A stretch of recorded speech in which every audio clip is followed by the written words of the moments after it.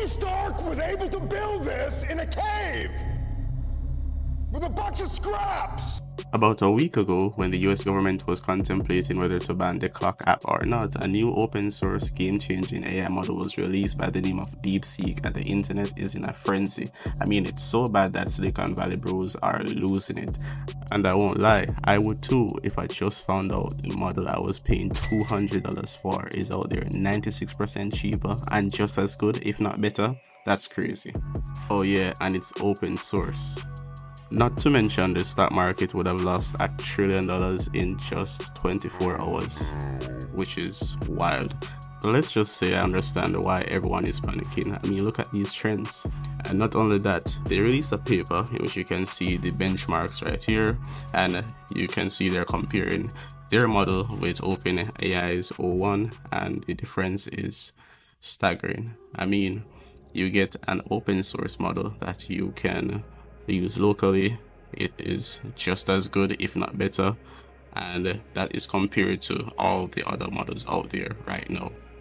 Yeah, and based on this design, it was cheaper to train than the other AI models out there right now, and they claim that it would have taken them less than $6 million and using the less powerful NVIDIA 800s to complete that. There's also this rumor out there that they would have illegally utilized OpenAI training data, or at least output training data for their model. All of this, however, would have been completed in a more in-depth fashion with a lot of the YouTube channels out there. I mean, when you see computer file covering it, then you know it's serious. I mean, for us, there's not much for us to really digest or know, but there are 3 things that are important. That will be chain of thought, reinforcement learning, and model distillation. Well, what is chain of thought? Well, think about COT as a technique where your models can break down complex problems into smaller reasoning steps, arriving at that final output later. So reinforcement learning, on the other hand, the model is not pre-trained or exposed to the answers. They essentially make mistakes until they arrive and learn from previous steps to arrive at a answer which is correct. And that is something that is really different about DeepSeek's approach. And finally, we have model distillation, which is also called knowledge distillation. And this is essentially making the larger complex models more accessible to edge devices or mobile phones. And this is done by breaking that into smaller, simpler models. Yeah, so I made a short in which I go through the code you can see right here. This is essentially asking you to create the classic game of Tetris. So as you can see, it thinks about it for a bit, goes through, and then applies the necessary code. I would have copied that over, get it into VS Code, so that it was a bit buggy. So I asked it to do it again. As you can see here, we're just going through it pretty quickly, and yeah, it was fun getting to see how this really what really thinks about the problem. So you can see the steps in which it reasons, produces the code, and this is the game it would have produced. So yeah, this would have been the classic game of Tetris. Now in this video, what I decided to focus on was just a simple task to improve the existing game, add anything that wasn't there before, or just get a bit more complex with the game logic and the execution. So I went ahead and prompted it for that. You can see here, it did have an issue with doing so, but I got rid of that search option.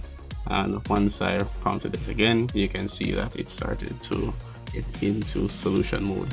So it would have been executing the chain of thought. As you can see right here, it goes through step by step and try to identify the necessary steps it would need to take to improve the existing code so that the game might be a bit more complex and more interactive and just a bit more fun, essentially. So you can see here it's reasoning through the logic before it produces the code.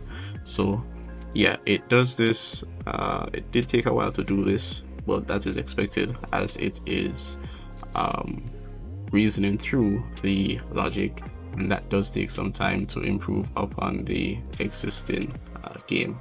So once that was done, I was just able to copy over that into VS Code. Yeah, so a quick look at this code, you can see here that it is significantly more lines, which is expected as the game is going to be a bit more complex. Upon running this for the first time, I did encounter an error though, and that is what you can see me trying to reason through here.